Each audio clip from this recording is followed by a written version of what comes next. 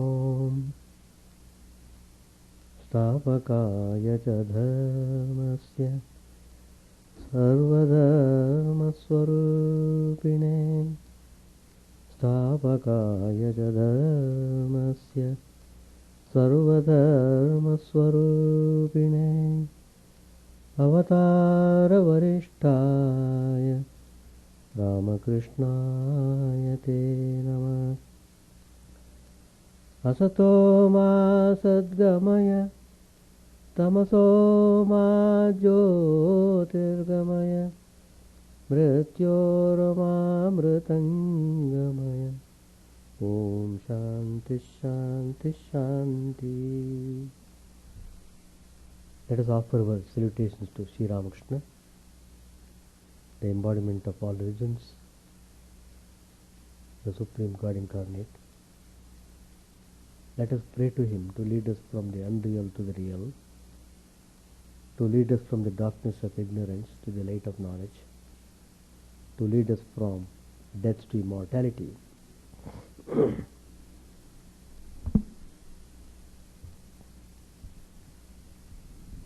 Today's topic I have chosen from the Gospel. Sri Ramakrishna has given many instructions for us to practice spirituality in our life. So the topic I have chosen today is Joy is the mainspring of life.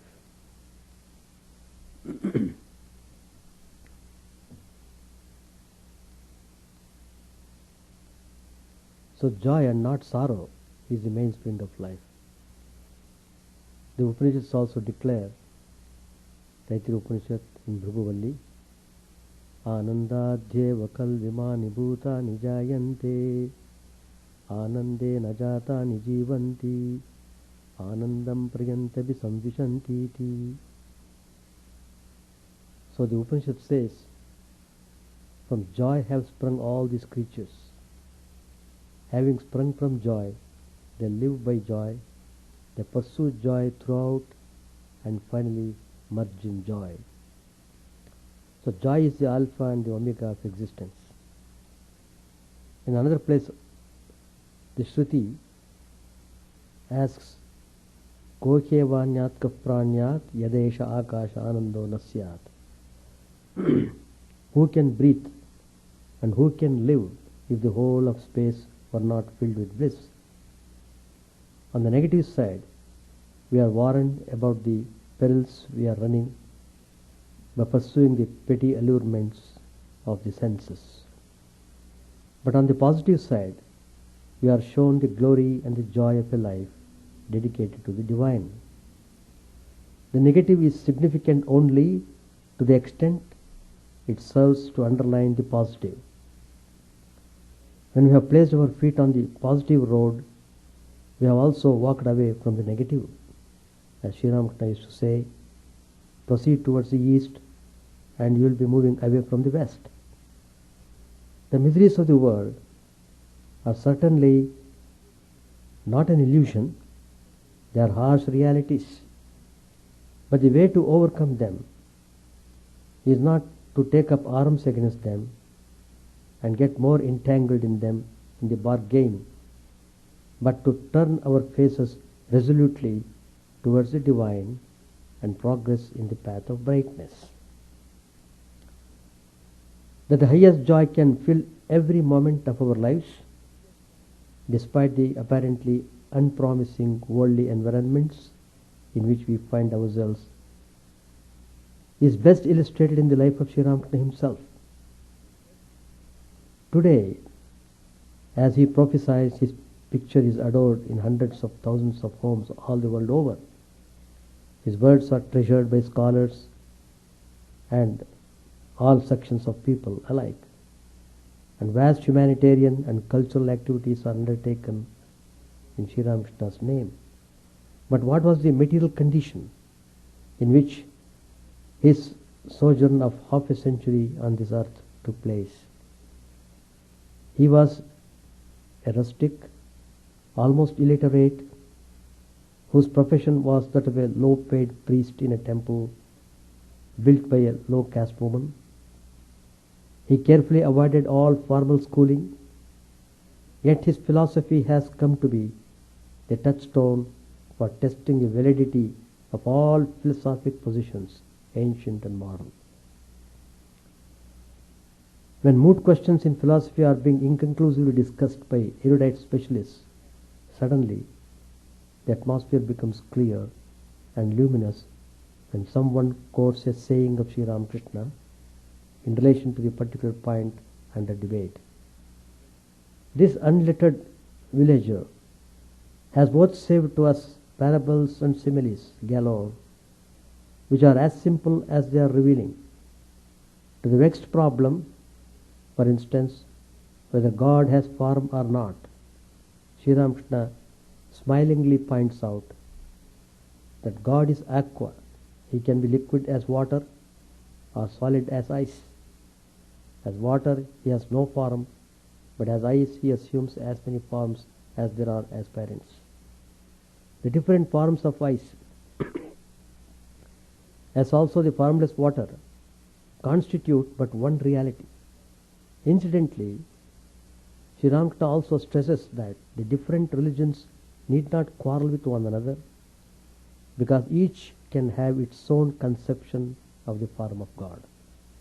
Similarly, he explains by means of a lovely simile the varieties of religious experience resulting in the same self-realization.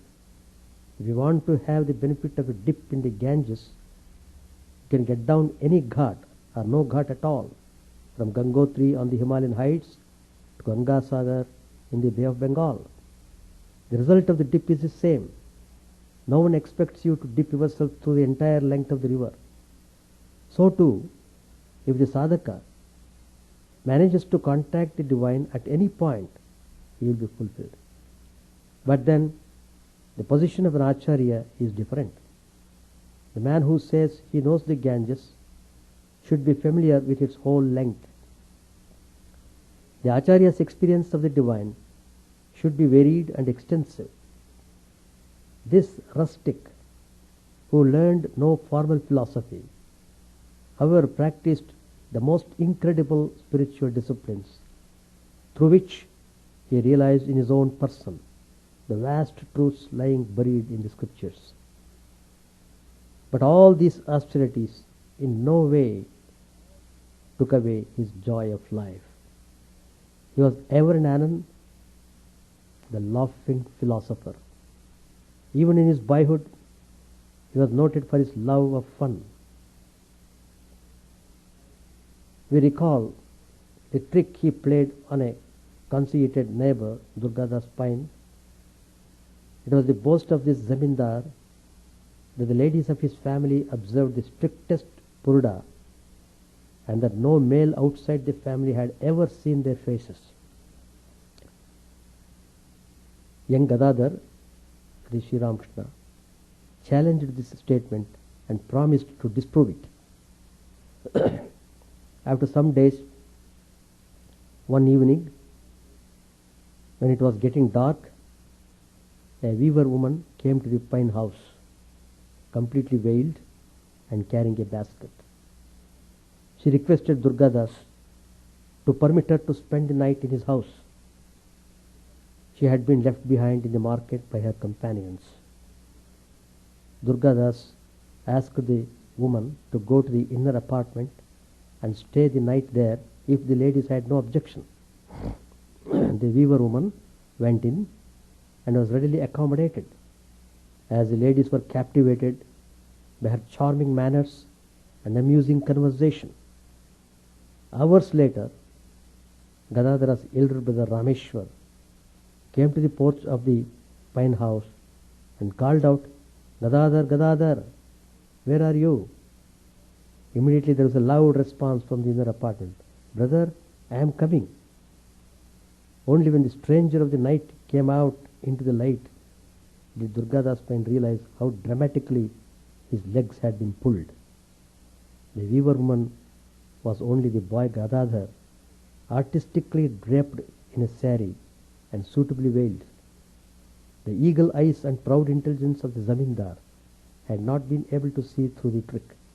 The whole village roared with laughter when this incident became public.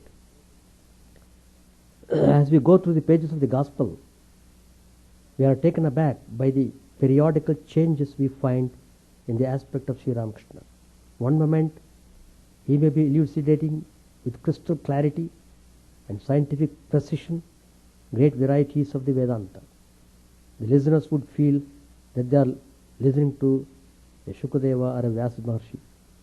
But the very next moment, when one of the boy disciples enters, he may turn to him with a bewitching smile and challenge him to a wrestling bout.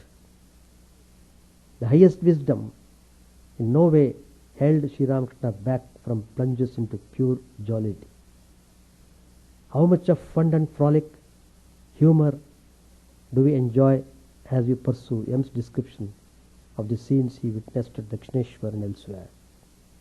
Sri Ramakrishna has himself admitted that he prayed to the Divine Mother not to make him a dry sadhu. For him, life was full of sap, the sap of divine joy. Sri Ramakrishna, it must be remembered, came not to sermonize but to demonstrate.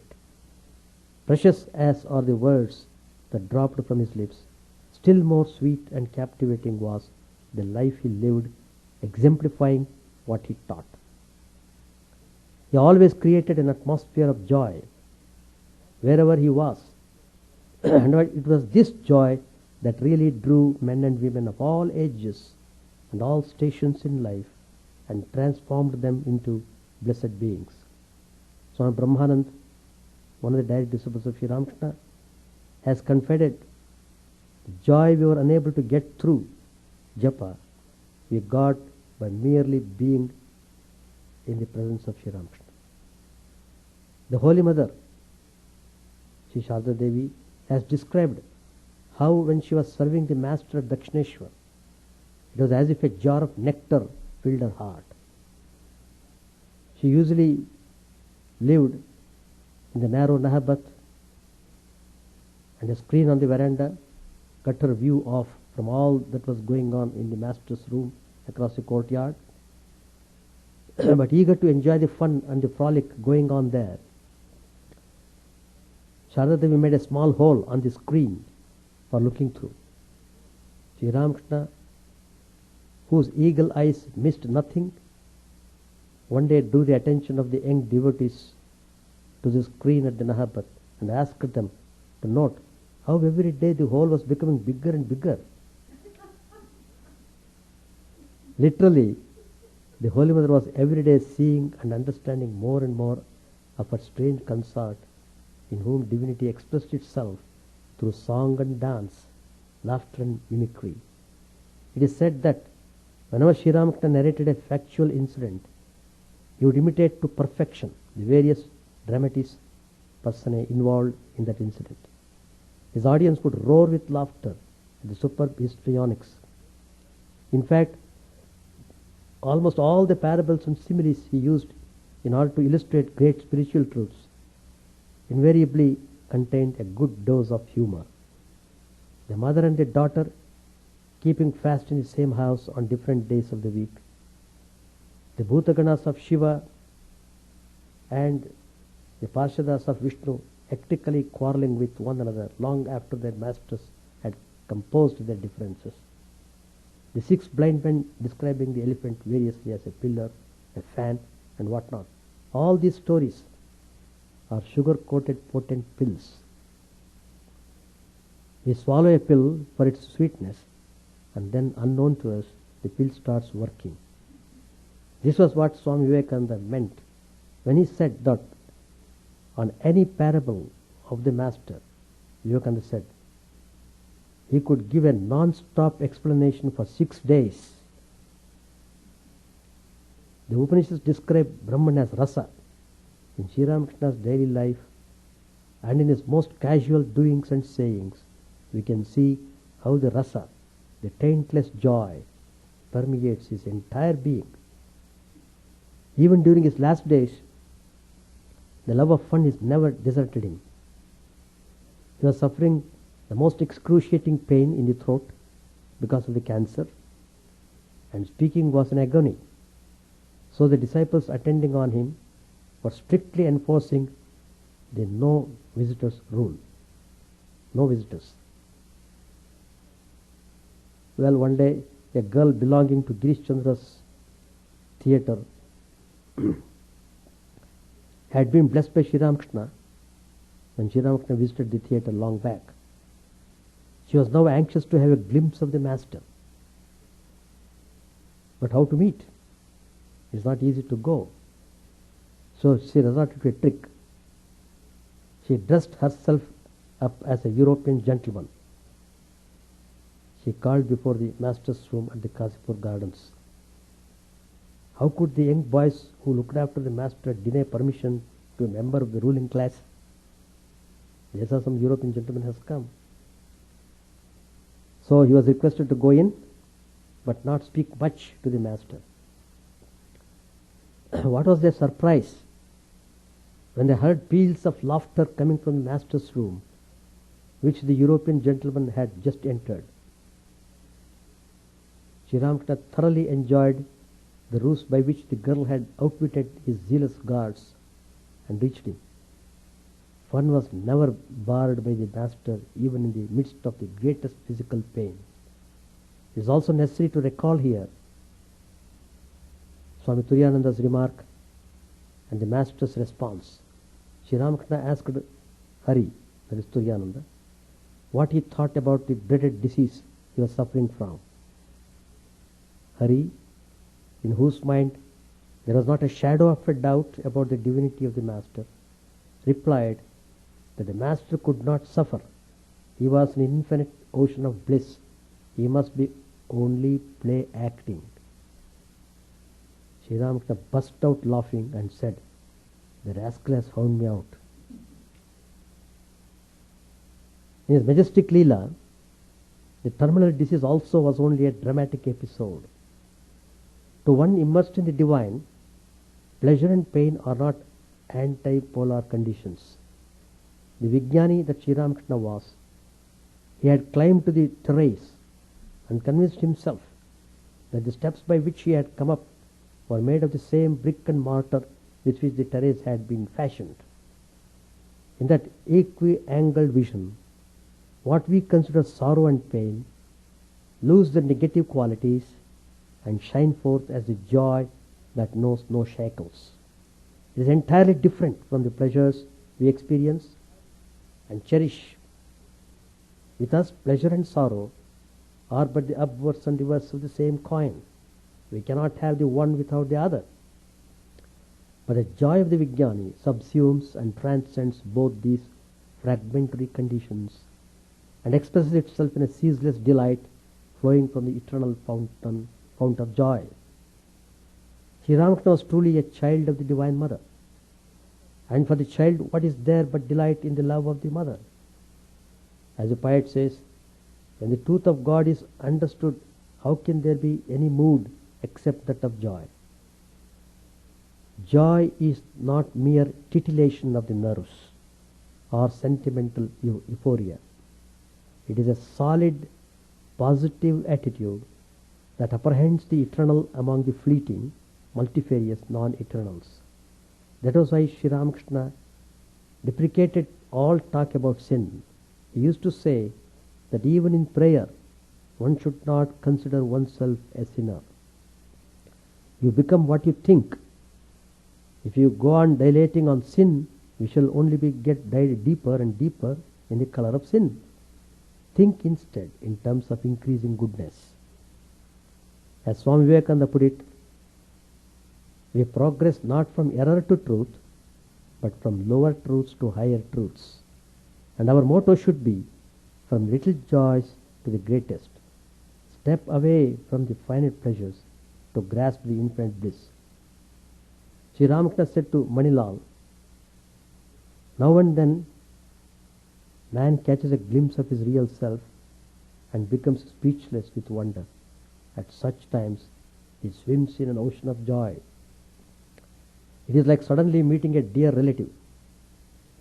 The other day, Sri Ramakrishna said, As I was coming here in a carriage, I felt like that at the sight of Babu Ram, I felt that immense ocean of joy. When Shiva realizes his own self, he dances about in joy, exclaiming, "What am I? What am I?" Sri Ramakrishna said to Pandit Shashadhar, "It is a joy to merge the mind in the indivisible Brahman through contemplation. And it is also a joy to keep the mind on the Leela, the relative, without dissolving it in the absolute." Swami Brahmanji said, "To live in God is pure joy." As your mind becomes absorbed in meditation, a fountain of joy will spring up within you. Swami Premanji said, "The source of all joy is the name of Sri Ramakrishna." Swami Shivanandaji said, "I will tell you, my son, you will get the highest joy from the Master's name itself. You will get everything from his name, be it spiritual ecstasy or God absorption. But everything takes its own time." Swami Adbhutanji, one of the great disciples of Sri Ramakrishna, he also said, "You know how sweet is the joy within Maya. Ordinary people are enchanted by it. They do not even think for a moment how intensely sweeter is God, whose Maya is so sweet." So, joy is the mainspring of life. Though that's a fact, still people are constantly undergoing suffering because their mind is diverted not on the spiritual but on the external things. So mind is getting involved, entangled in things which are not permanent, in things which bring them misery. So man has lost control over his mind and the senses because of his total involvement in the material world, neglecting completely his spiritual dimension. So it is very important to reformat ourselves if we are to really enjoy the real joy in life. Everything is within us. But if we don't know how to make use of this body and mind, then we are only to blame. Swami Vivekananda has composed a poem. In one of his complete works it is said, "Me only to blame for everything that happens, good or bad." So everything is within me. The gold is within me. But I have to find it out, discover it. Then you will see how immensely you will be joyful. The moment you develop a taste in spiritual life, from that moment you enjoy real happiness. The happiness which never exhausts you. The happiness which uplifts you. And it makes you more and more inspired to go in spiritual path. So spiritual life is a real life. Because we are not pursuing a spiritual life, we are in trouble in so many ways. So Sri Ramakrishna pointedly, clearly says that one should divert his mind towards divine. One should format his mind properly, and then everything will be set right. So let us try to follow Sri Ramakrishna's life. He himself was personification of great joy. From the beginning to the end of his life, Sri Ramakrishna exemplified happiness in his life. He is a personification of happiness. So one great sign of the great saint is he will be always cheerful, peaceful, calm, tranquil. These are all very good indications and all loving, irrespective of caste, color, creed. Any body, any being is lovable. That is the indication. People immediately can recognize that such is a great saint. So all the masters have shown us the way. Only we are not ready to follow the spiritual path. We take long time. When the time comes, we feel it is too late to start the spiritual practice, and life is over. So like that, people carry on their life from birth to death, from death to birth, goes on in cycling. So let us try to follow Sri Ramakrishna's teachings and make our life fulfilled. Page 838.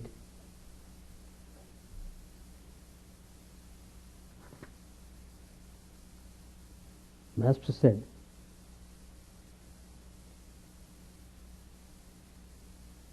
smilingly, if you can be ill, then why should we wonder about our illnesses? Lakshmana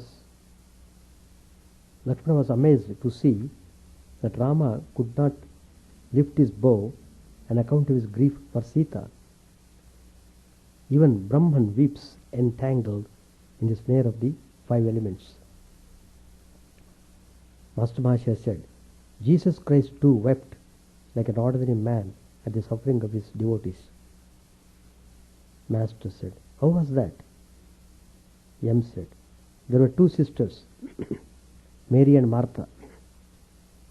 Lazarus was their brother. All 3 were devoted to Jesus. Lazarus died. Jesus was on his way to their house.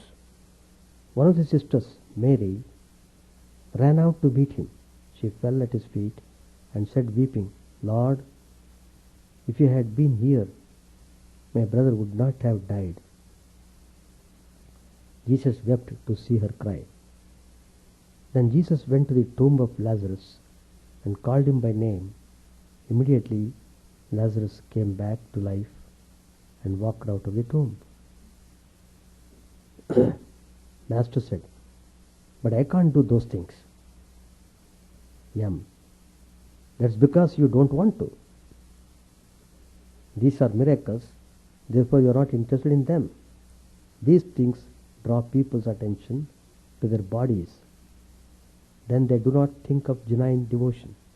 That's why you don't perform miracles. But there are many similarities between you and Jesus Christ. Master said smilingly, what else? M said, you don't ask your devotees to fast or practice other austerities. You don't prescribe hard and fast rules about food. Christ's disciples did not observe the Sabbath, so the Pharisees took them to task. Thereupon Jesus said, they have done well to eat. As long as they are with the bridegroom, they must make merry. Master said, what does that mean? M said, Christ meant that as long as the disciples live with the incarnation of God, they should only make merry. Why should they be sorrowful? But when he returns to his own abode in heaven, then will come the days of their sorrow and suffering. Master said smilingly, do you find anything else in me that is similar to Christ? M said, yes, sir. You say the youngsters are not yet touched by lust and gold. They will be able to assimilate instruction. It is like keeping milk in a new pot. The milk may turn sour if it is kept in a pot in which curd has been made. Christ also spoke like that. Master said, what did he say? M said, if new wine is kept in an old bottle, the bottle may crack. If an old cloth is patched with a new cloth, the old cloth tears away. Further, you tell us that you and the mother are one. Likewise, Christ said, I and my Father are one. Beautiful comparison. Master said smilingly, anything else? M said, you say to us, God will surely listen to you if you call on him earnestly. So also Christ said, knock and it shall be opened unto you. Master said, well, if God has incarnated himself again, is it a fractional or a partial or a complete manifestation of God? Some say it's a complete manifestation. M said, sir, I don't quite understand the meaning of complete or partial or fractional incarnation. But I have understood, as you explained it, the idea of a round hole in a wall. Master, tell me about it. Tell me about it. M said, there's a round hole in the wall. Through it one is able to see part of the meadow on the other side of the wall.